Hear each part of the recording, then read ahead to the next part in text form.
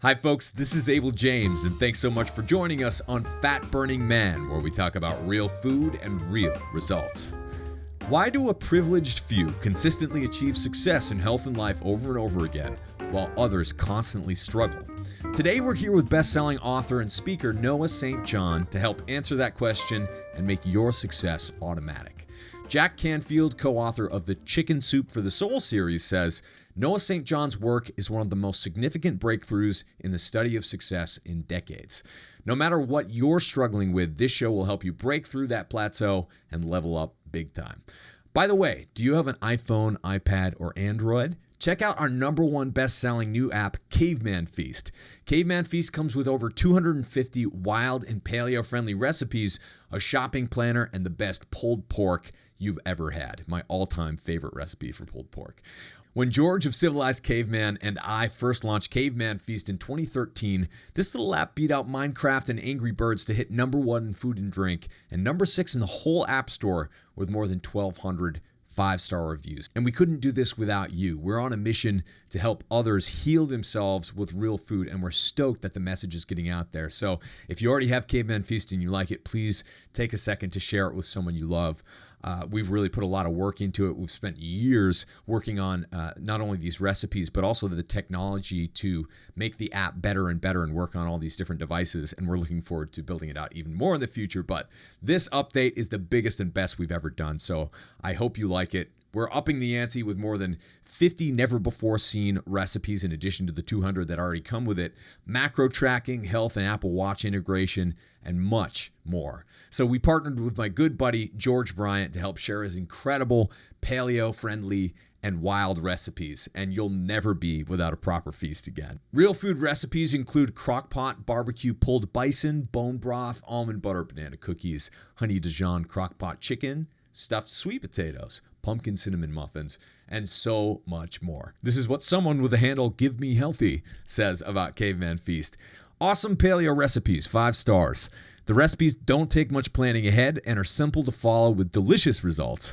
I have yet to make a dish I did not enjoy. Follows a paleo style and a wide variety of choices for every meal. A must-have for enjoying food while eating healthy. Well, so glad that you like it, and don't be shy. If you have Caveman Feast, please leave us a review. Every little bit helps, and we read all of them. So if you're ready to dig in, all you have to do to get your download of Caveman Feast and the 60 new bonus recipes is go to your app store on your phone, whether it's, if it's an iPhone or iPad, that'll be the App Store. Look for Caveman Feast under Paleo Recipes. If you have an Android, go into the Google Play Marketplace, the App Store, or the Amazon App Store. Look for Caveman Feast, and it'll pop up for you as well. And to make it even easier, you can find everything you need at cavemanfeastapp.com. That's cavemanfeastapp.com. You can type that in right from your phone, and then it'll bring you to your app store to grab Caveman Feast. So I really hope you like it. All right, on to the show with best-selling author Noah St. John. You're about to learn how asking yourself one simple question can reprogram your brain for success, what you need to know about your subconscious mind in order to achieve results, why self-improvement techniques backfire for most people and what to do instead, and much more. Let's go hang out with Noah. All right, folks, we're here with Noah St. John, who's known as the Power Habits Mentor and the creator of the Success Clinic. Noah appears frequently in the news worldwide, including CNN, ABC, NBC, CBS, Fox, NPR, and many more. He's the author of 10 books that have been translated into 12 languages, including his latest bestseller, The Book of Affirmations. Noah, thank you so much for being here, man. Thanks so much for having me, Abel. I'm excited to be here today. Yeah, man, this is going to be fun. So you specialize in basically teaching the people the power of self-talk. And many people are familiar with that concept, but a lot of us are actually kind of doing that wrong, as it turns out, right? So can you explain what you've developed and why it's important? Because I love it. I've been reading your book and kind of practicing affirmations on myself, and you can immediately feel what it's doing to your brain. Absolutely, Abel. And yeah, just so the folks watching and listening, they realize we're actually saying a new word for most of you, which is affirmations. So, of course, everybody who's ever read a self-help book knows what an affirmation is. An affirmation, of course, is a statement of something you want to be true. So a classic affirmation might be, I am thin, or I am healthy, or I am rich, right? So the problem is that we say these statements, but we don't believe them. Right. So basically, like in my book that you just mentioned, I call it the yeah, right response, because your brain basically goes, yeah, right. Yeah. Right. And so the point is that we've been taught for many years, decades, that we should just repeat these statements over and over and over again until someday we believe them. Now, for many people, that works just fine. Sure. But for millions of people, it doesn't work at all. And in fact, there's been several scientific studies that have showed that using affirmations actually makes 75% of people more frustrated. Like literally angry. Because in a way, you're training yourself not to believe something that is something you really want to believe, right? But you're almost like not trusting the best part of what you want yourself to be. Exactly. Right? And so the way I call it is it's like you're trying to bash your brain into submission. You know, like, I am rich, I am happy, I'm healthy. No, you're not. No, you're not. No, you're not. You know, and so you're just, your brain is fighting itself. So the way that I came up with this new technology that I call affirmations is many years ago, back in 1997, I was a religious studies major in college, and I'd been reading self-help books for many, many years, but I just I wasn't successful. I was really a failure, to be honest. And so I remember very vividly one night I was sitting there in my little tiny dorm room. I was, just sitting there very upset and lonely and broke. I had like $800 to my name. And I'm going, well, I've been reading all these books, doing everything they said, and how come it's not working? And so I looked around my little dorm room, and there were all these little pieces of paper, like Post-it notes that I'd written all these statements on. I am happy, I am rich, I am wealthy, I'm successful. The problem is I wasn't any of those things, right? So now I felt even worse, because I'm like, great, I've been doing everything they told me, and I'm still nothing. And so I was even more frustrated. So, I went to bed, got just really depressed, and then got up the next morning, got in the shower like any other morning. Now, I'm sure all of us have had those shower moments, those aha moments in the shower. The shower's the best. It is the best. And on this particular morning, in the book, I call it the shower that changed everything. Yeah. Because it really did. And so all these thoughts were rattling around in my head, like, how come I've been doing everything they told me to do, but it's just not working? And there's got to be a better way, a simpler way that just nobody's talked about before. What is it? What's missing? Yeah. And I started to think about that. And I said, what are we really talking about? Well, we're talking about beliefs, right? If you want to change your life, let's say you want to be healthier, you want to make more money, you want to find love, whatever it is, you want to change your life. So the first step of that, of course, is you have to change your beliefs. So I knew that was right. But I said, well, what is a belief? Well, a belief is a thought. Okay, so what is thought? And then as I thought about that question, I said, well, human thought is really the process of asking and searching for answers to questions. So, for example, I like to play this game at my seminars or live events, and I say to the audience, I say, okay, now let's play a little game, and I'm going to ask you a question. I want you to see what happens, okay? And I say, why is the sky blue? Why is the sky blue? And everybody kind of sits there for a second. And then I go, okay, now what's your brain doing? And everybody goes, it's searching for the answer. Right. Yeah. So I said, notice that you did that, or your brain did it, without you even trying. In fact, you couldn't not do it. Right. So I said, if the human brain is automatically searching for answers to questions, why are we going around making statements that we don't believe? Yeah. Why don't we just cut out the middleman? Yeah. And I said, well, I don't know. What would that look like? Well, let's see. You got this statement. So let's take a classic affirmation, like, I am rich, right? I am rich. And your brain goes, yeah, right. Right? Yeah. And so I said, well, if that's the statement, what would the question be? And then as I was standing there in the shower, I said, why am I so rich? And I thought about that question. Now, when you ask that question, what immediately happens in your brain? You have to search for the answer. Yeah, it's working on it. Yeah, it's automatic. It's without your own volition. So I said, wait a second, because what we're really talking about here is the law of sowing and reaping, right? As you sow, so shall you reap. This is nothing new. Of course, it's been taught for centuries, right? Sure. As you sow, so shall you reap. But what are we sowing? We're sowing seeds of thought. But what are most people doing? Sowing lousy thought seeds. Yeah. Right? Why am I so fat? Why can't I ever lose weight? Why can't I find the right person? How come my business isn't growing? Why is there more month left at the end of the money?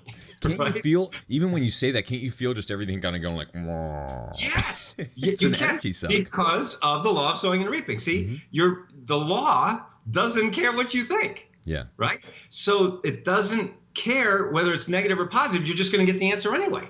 So I said, well, why don't we just make it, instead of asking lousy questions, right? Because when you ask a lousy question, what do you get? A lousy answer. Right.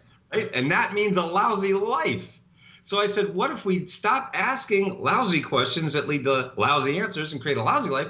What if we just flip the whole thing on its head? Start asking empowering questions that lead to phenomenal answers and create a wonderful life. Right. And that's how I was standing in the shower, April 1997. I said, holy cow, I think I just invented something. And so awesome. I had to give it a name, and the name I gave it was, as you mentioned the name of my book, it's Affirmations, Affirmations, Affirmations, not affirmations. So just to tell you a quick story, the word affirmation comes from the Latin word firmare, which means to make firm.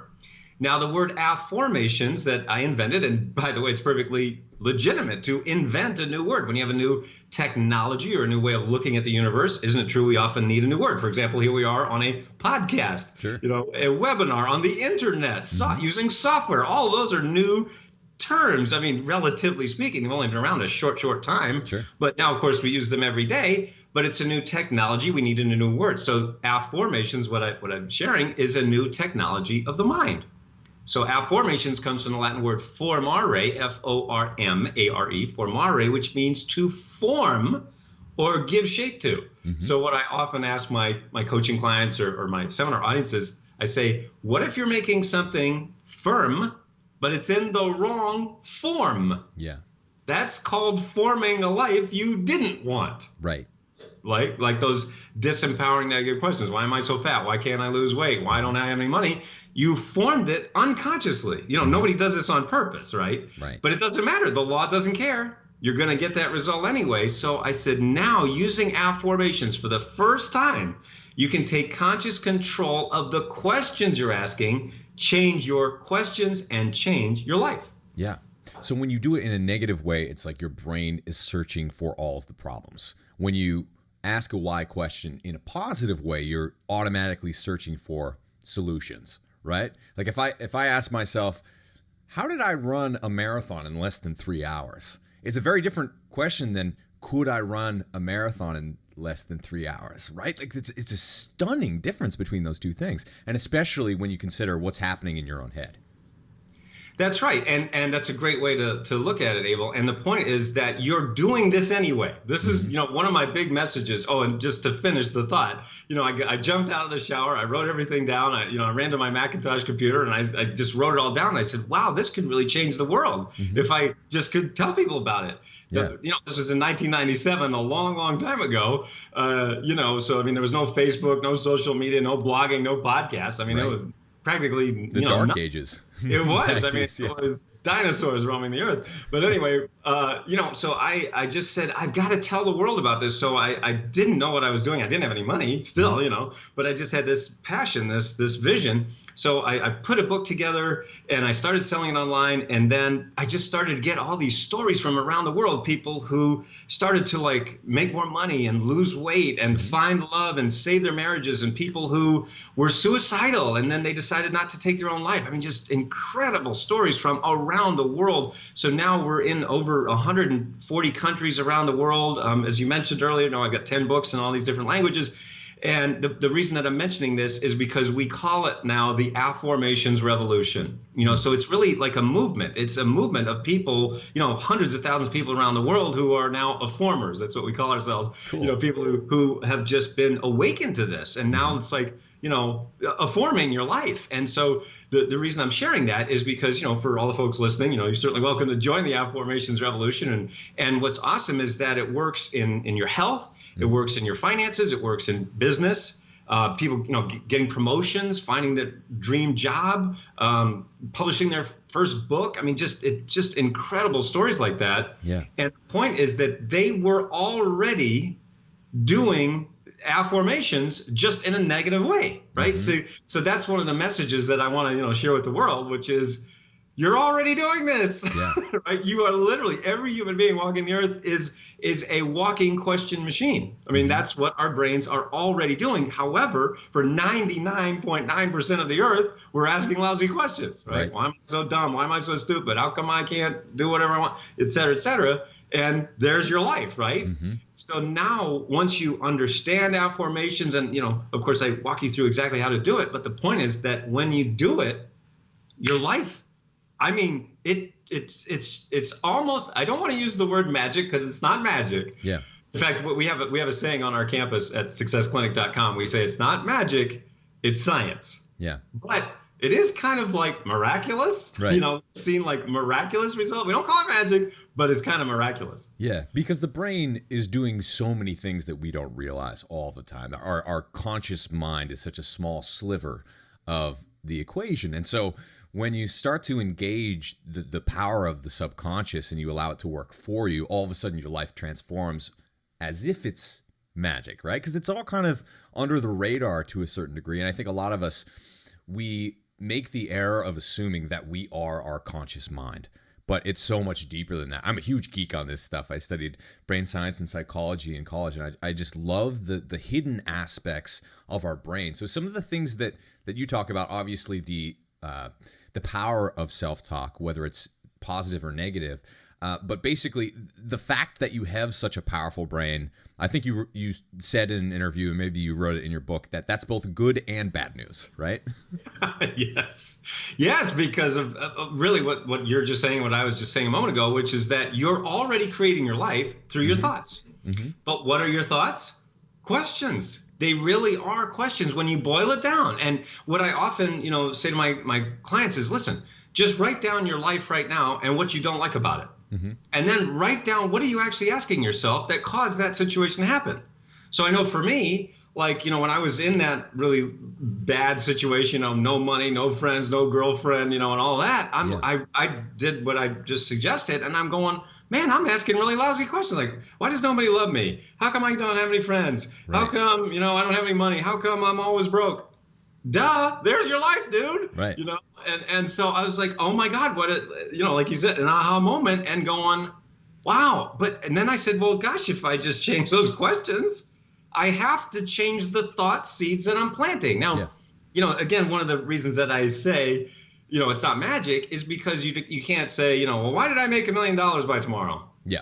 Well, that's not going to happen, really. I mean, right. I'm still waiting. We have had people, now this question comes up a lot, actually, well, has anybody won the lottery using this? And actually, we've had a lot of scratch-off winners, like $500, a couple $1,000 winners, not like, millions, but sure. I've had people write to me, hey, I won $500 on a scratch-off. I'm like, cool, man, that's, Well, so, to a degree, you do create your own luck with your own outlook. And I remember I was in a brain science or psychology class about cognition in college, and I remember he talked about the mechanism for how that happens. And it's basically an automatic response to so many things that could happen in your life that's kind of just searching for the answer at all times without you realizing it. But you can program it at the same time. You can almost train that habit of automatic thought to work for you. So let's take an example of something that almost everybody struggles with, whether you're a health nut or not, and that's sugar addiction. Pretty much everyone knows that sugar's bad at this point. Almost the worst thing you could eat, right? But almost everybody eats it, and it's in practically everything. So if you're taking someone, for example, who comes to you and says, Noah, I really need help with sugar addiction. I've tried it. I always fail. What do I do next? How do you build the right way of thinking? Well, okay. So one of the things that we talk about on our campus at successclinic.com is the inner game and the outer game. Mm-hmm. Okay. So as you well know, Abel, everything in life, every human endeavor has the inner component and the outer component. So the inner game is the stuff that happens in here that you can't see directly, but you see the effects of it. Sure. Your beliefs, your thoughts, your desires, your priorities, your decisions. You can't see and touch those things, but of course, they affect everything, right? So that's the inner game. The outer game, of course, is the things you can see and touch. What you do, your habits, your lifestyle, your choices. What foods you eat, and so forth. Okay, so the point is that when whatever we're talking about, whether we're talking about sugar addiction or just overall health, weight loss, making money, building your business, being successful in relationships, anything, you have the inner game and the outer game. And where I know a lot of people struggle is that they only do one. Right? They forget that there's both, right? So just as an example, a lot of people come to me and they've tried lots of diet and exercise programs, and like you said, I keep failing. And now, of course, they're beating themselves up. I must be a loser. Why can't I ever lose weight? Right. See, lousy questions, right? Yeah. So then, guess what? That keeps repeating, and that's what they're sowing. So that's what they're reaping. So see, that's the inner game that they are not aware of. So one of the things that I do with my clients is I say, write down what you're thinking. Oh, I'm so stupid. I'm so fat. I could never lose weight. Gee, I wonder why you're having a front. You know what I mean? It's like, wow. Again, it's kind of like obvious when you say it, but if you're in front of it, sometimes people are just too close to it. Yeah. So that's part of the inner game. And then of course the outer game that's when the outer game strategies work. So one of the things, for example, is, as you well know, eating more healthy proteins and substituting the healthy carbs for the lousy carbs. And as you just said, the lousy carbs are everywhere. Yeah. Because they're very cheap to make. Right. That's why all those companies make lots of lousy. And you walk into any grocery store and there's lots of lousy carbs there. And they're cheap and easy and let's get them now. It's like... So it's a whole cycle of things. But what is awesome is hearing stories that we've had. I can remember one woman in Pennsylvania, and she wrote to me. She said that she'd been called obese since childhood, literally labeled that. So how'd you like that as a label on you? Right. You're obese. Yeah. From like age 9 or something. That's sad. And, so of course her thoughts were really negative. I'm obese, or, why am I so fat? So the point is, she started using affirmations, and then going from the inner to the outer, she started thinking better, affirming better, and then of course she started to eat better. Long story short, she lost over, I think it was 170 pounds. 170 pounds she lost, and she's kept it off for the last 5 years. So she's just kept it off. So we've got story after story like that. So it really is. It's very powerful. And again, let me just reiterate that for the folks listening who may be struggling with this, I think if you take an inner game and outer game approach, I don't see any way you can actually fail. So how do you think, or do you know specifically the questions that she was asking herself, the affirmations? Do you know how she framed it? Well, yeah. You mean the negative ones or the positive? The positive ones. So she was, we all get the bad ones at this point. So an example, and you don't have to have like hundreds. In the book, I give you over 400 affirmations, but you don't have to do 400 or whatever. One of the very easy ones that people use all the time for weight loss is, why is it so easy for me to lose weight? Yeah. So think about that. So the point is, can you say that again? We'll take a little bit of silence and everyone can think about that for a second. All right. So why is it so easy for me to lose weight? I like what's happening right now. Yeah. See, this is so awesome. And I love that you just had us do that, because your brain has to search for the answer. Right. It has to do it.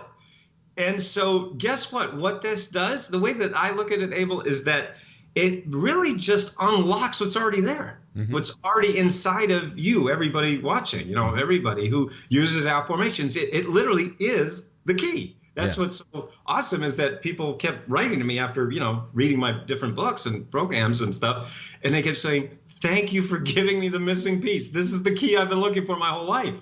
And so that's why, we said, maybe we should call it the missing piece, because that's what everybody else calls it. Literally all my clients say, thanks for giving me the missing. I'm looking for this for 20 years, Yeah.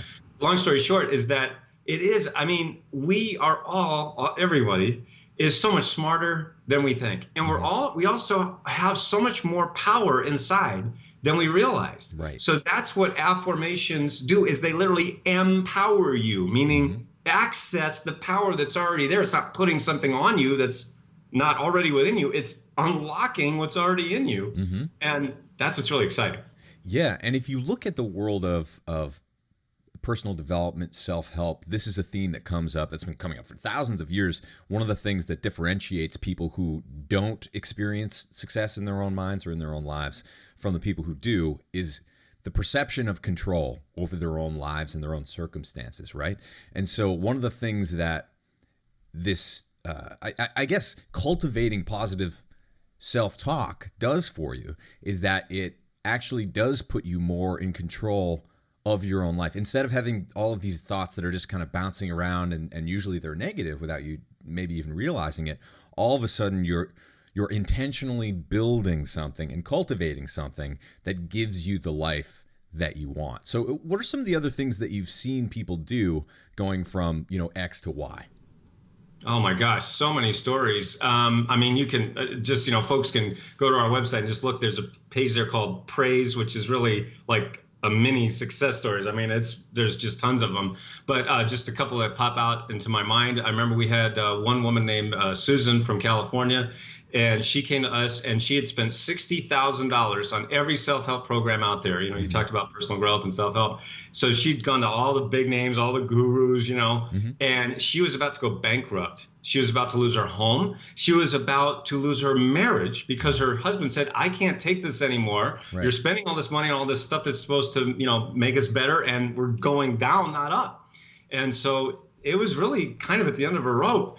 Well, anyway, she heard me on a program actually like this, and she said, just something clicked, and she said, wow, that just makes total sense. So she went to our website, got my program, and long story short, within a matter of 6 months, she had not only found her dream job, but she had landed her dream job was as an executive television producer for a national TV show. Wow. She's now making a 6-figure income. She's paid off all her debts, and she's actually been nominated for 2 Emmys and has just written her first book. Wow. I mean, so total, 180-degree, incredible change. Yeah, that's remarkable. But, isn't that what happens when something just clicks in your life, right? One of the reasons I love having a show that's about health is because for a lot of people, that's the thing that can kind of be the catalyst for changing your entire life. Because for most people, and myself included, you kind of hit this rut, that rock bottom, right? Or something traumatic happens. You get really sick, or you get in a car accident, you get injured. Something terrible happens to you, and life sucks for a while. But then you start looking around for answers, and you might find one that actually works, and then you find the next one. And I love this process because it's something that never goes away, right? Self-talk is something that you're never going to just have figured out. It's something that you need to actively practice, right? Like meditation or exercise or eating well. It's not something like, I got it now, I'm cool, I can just cruise. It's more like you have to build this into your day, build it into your habits. So what do you recommend for people to actually put self-talk into a place in their daily life where they can cultivate the right type of thinking? Well, you mentioned several right there. Certainly meditation is, one of the most powerful, if not the most important. Just having a sense of gratitude throughout the day. I wasn't always like this positive guy. If you would have met me back before I discovered affirmations, I was what I described. Just a lonely, unhappy, miserable, angry, resentful. So I really had to work on my brain, like you just said, to not live like that. I just said, I don't want to live this way anymore. I'm unhappy all the time. And then I realized, I'm causing all of that, so right. It was huge for me. So just, having that attitude of gratitude, and doing that every day. And then, like we have some tools to help people, like we have what are called iAfform audios that you can listen to your affirmations throughout the day, on your MP3 player or whatever, or on your phone. We also have something called a Formware where you can record your own affirmations. So we've got a lot of tools to help people, but a lot of the tools that you can use are just right at your fingertips. These are just tools to help, like any exercise or life-changing program. Again, I really feel that it's helping you access what's already inside you. Right. Now, one of the interesting things about all of this that you mentioned in your book is that you frame the question, and it's basically like a positive why question, but you don't necessarily have to answer it, right? How does that work? A lot of people get stuck on that point, Abel. Mm-hmm. And so I'm glad you brought that up because, they say, well, do I have to find the answer?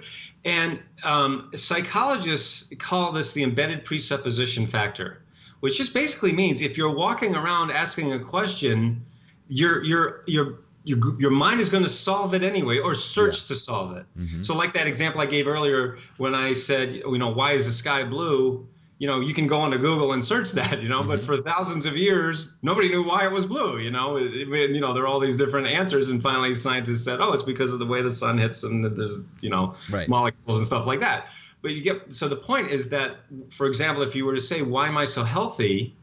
What I encourage people to do is, number one, meditate on that question, write it down, think about it, say it out loud, maybe say it to your spouse. We've got a lot of spouses. By the way, kids love affirmations. We've got little kids like age 5, 7, 9, and teenagers.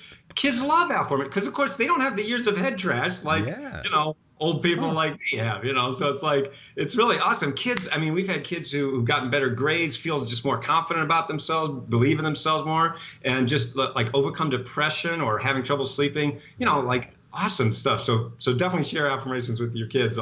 What's the best way to do that, Noah? If a kid... Just teach it to them. Honestly, like if you read the book is... I'm not going to say it's written for a child, but a kid gets it. Kids are smart. They'll totally get this. They love this. On our Facebook page, there was a lady in Canada who showed a video of the Ioform audios playing in the background. She had a 1.5-year-old and her infant just lying there and, kind of rocking away, listening to affirmations. I'm like, that is awesome. These kids are going to be so empowered. Are you kidding me? So anyway, so the point is that, just start to listen to them, meditate on them so that your brain literally you're rewiring your brain. And you can do that. Many, many scientific studies have shown that the brain is very plastic, as you know, Abel. And so we can do it, though. You've got the power. You don't have to use all this fancy stuff. It's right there at your fingertips. And it's really exciting when you see those changes. And it's funny when it comes to you, whatever that answer is, right?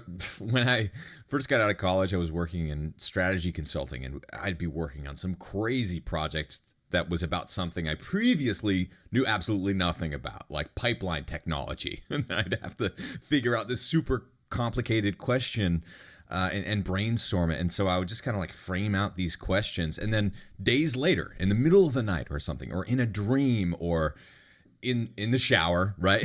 Anywhere, it would just pop up. But the trick is you have to ask the right question from the very beginning. And you can't expect an immediate answer, but you can expect, I think, under the radar, your brain to be working on it for days, weeks, months, years ahead. Well, what we like to say is that affirmations are both immediate and long-term. Mm-hmm. So, for example, when you affirm, why am I so healthy? It does actually immediately feel better, right immediately in your body. Mm-hmm. But I haven't made any lifestyle changes yet. You see what I mean? If I'm sitting here and having trouble with that. So, okay, why am I so healthy? Or why is it so easy for me to lose weight? Mm-hmm. Okay, so, well, what could I do to make that true? Well, maybe I substitute lousy carbs for good carbs and, stuff we already talked about. Mm-hmm. So you see what I'm saying? So it is immediate and long-term. And, like the stories that I was sharing with you, it's not like they go back. You can't go back. You can't go back to being unhealthy. You can't go back you can't unknow affirmations once you've heard about it, read about it. You're like, you can't unknow it. And so it's like, why would you ever go back? The answer is you couldn't anyway. And you wouldn't want to in the first place. And one of the biggest things that separates people who are healthy from people who are not healthy, right? And I'm kind of using air quotes here, is that it is all built up in identity. It's a lot easier for me. I'm fat burning man, right? Like I can't get fat. I can't eat bad food all the time and get away with all this debauchery or what have you. I've built this positive identity, right? And that could be true if you're just any kind of health nut. But if you consider yourself as a healthy person, all of a sudden people around you start holding you accountable to that too, for good or bad, right? But if you do the opposite, if you're, and this is something I ran into when I was doing the ABC show with Kurt and some of the other people who are, in the obese range, they, in their daily lives, are self-deprecating about the fact that they're the fat guy or they're the obese one, and they're making jokes about eating pizza and drinking soda. So when they go out, that's what they're thinking. I'm the fat guy. I'm going to eat the fat guy stuff, right? But even if you just, like you said, you frame it in the morning, why is it so easy for me to be healthy? Even if you are that same person, that's one thing I really worked on with Kurt, is you have to adjust. You can't be self-deprecating in that way, because then you're accepting that reality. You need to change that reality if you want it to be different, if you want to improve. And so maybe if you ask that question in the morning, why is it so easy for me to be healthy? When you do walk into the grocery store, you're not going straight to the Chips Ahoy and the Pop-Tarts. You're going around the edge and it's just like, I wonder what's healthy in here. I think green stuff and vegetables are healthy, right? Even if you know nothing about health, you're just like, somewhere. Yeah, I guess I should just pick up some lettuce or something and figure it out from here. But that's the magic of it, I think, right? Is that you find that you act in a different way when you weren't even expecting it. Your mind was still thinking about it. What's healthy in here? And then you go find it. Absolutely. And I love what you just said there. And I've had many people, clients report to me exactly what you just said. And like being in a restaurant, right? Like what, again, there's junk food everywhere, and it's easy to eat bad. And, I'm not going to say it's hard to eat well, but it takes a little extra thought, because America wants you to be fat. The manufacturers of all those foods want you overweight. And so it is, in fact, a conspiracy. So call Oliver Stone. But anyway, my point is that, so like I remember one gentleman in particular, and he said he was at a restaurant, and he was looking at what he normally gets. And he says, and then all of a sudden he, remember my book, and he said, why is it so easy for me to lose weight? And he said, you know what? Instead of having that thing with all that gravy and all the sauce and everything, I think I'm going to have the Caesar salad. Yeah. And he lost 20 pounds in, I think, like, I don't want to give a wrong impression, but it was like really fast. You know what I'm saying? She said, just came off. Yeah. No kidding, because your body wants to be healthy, just because they want us to be unhealthy. Well, we don't have to fall for that anymore. Is it useful, do you find, to almost build like an alter ego in people's mind when you combine different affirmations together? Because you do, in a way, have to become a different person, don't you?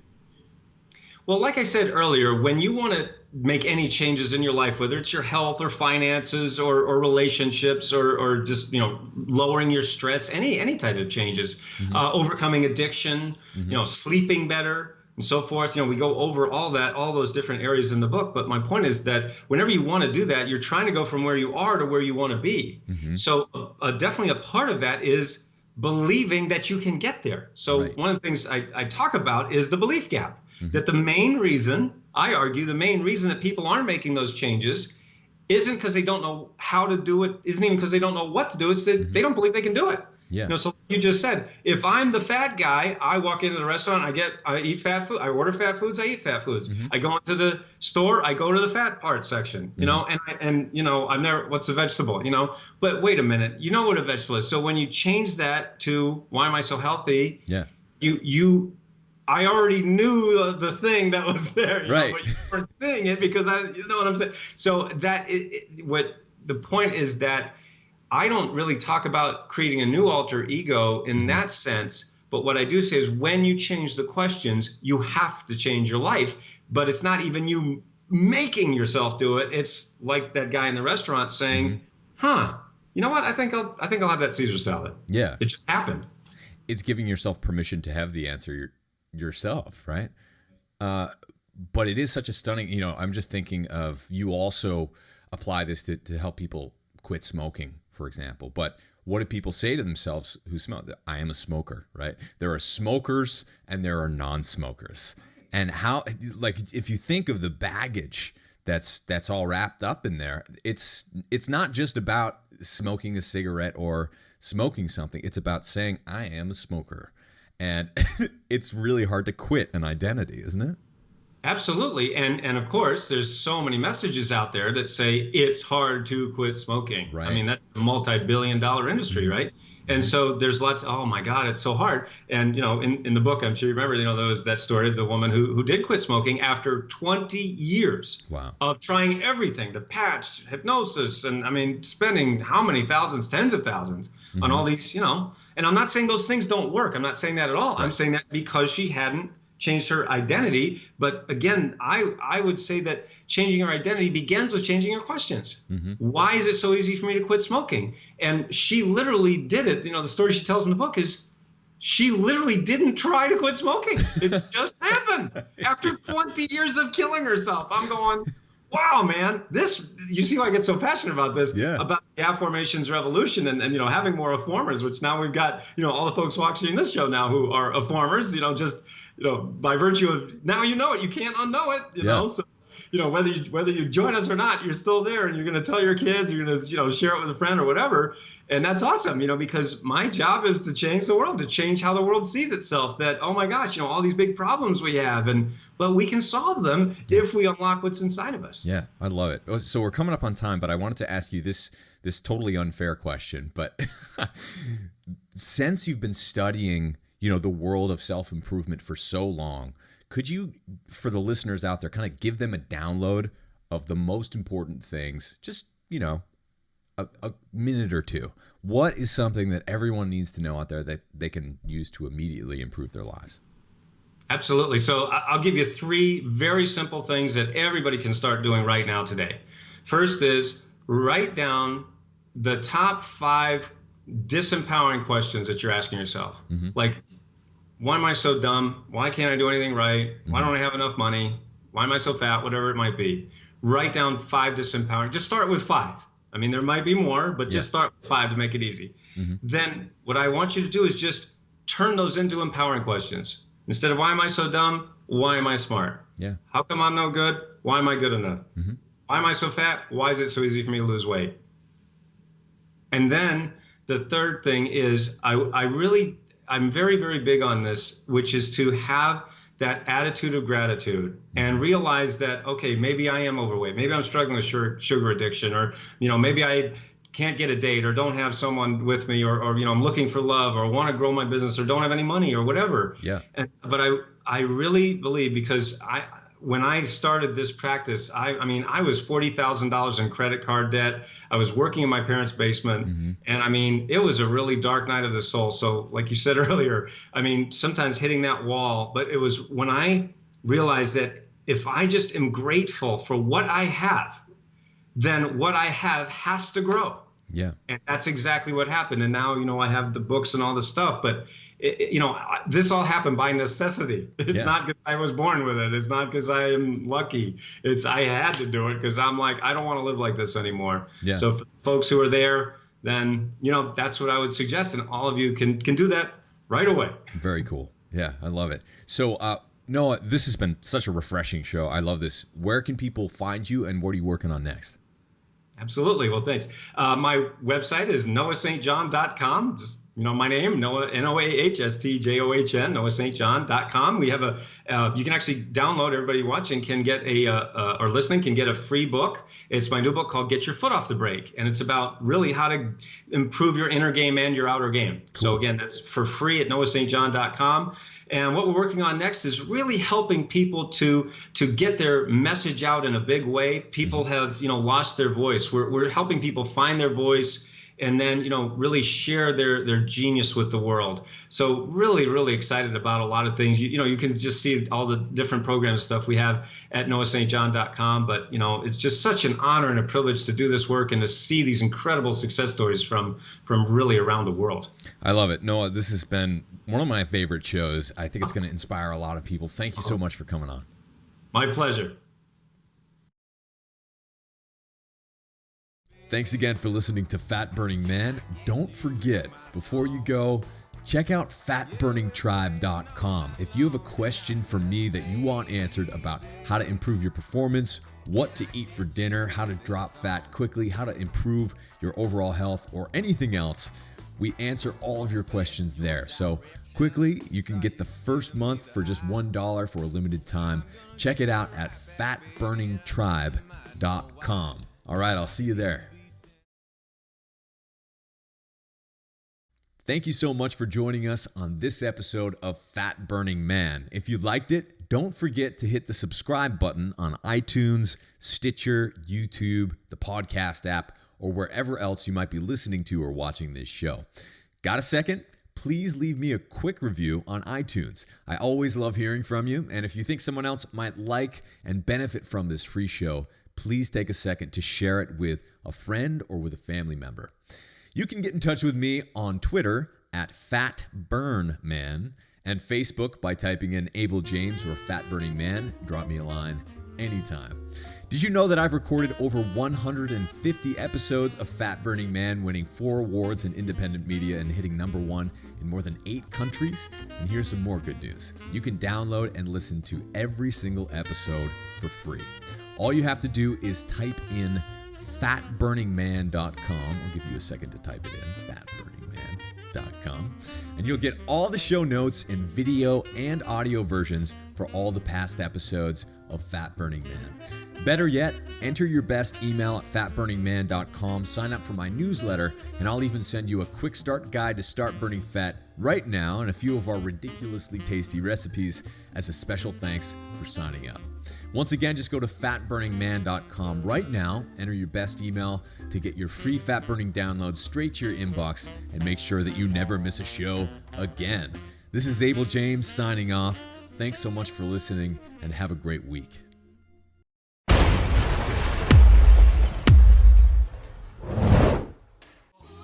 How is that even possible? This is hard. Early. Here we go. I'm in. Fine. The apple. Okay, now he's eating the apple. There we go. Oh. Yes.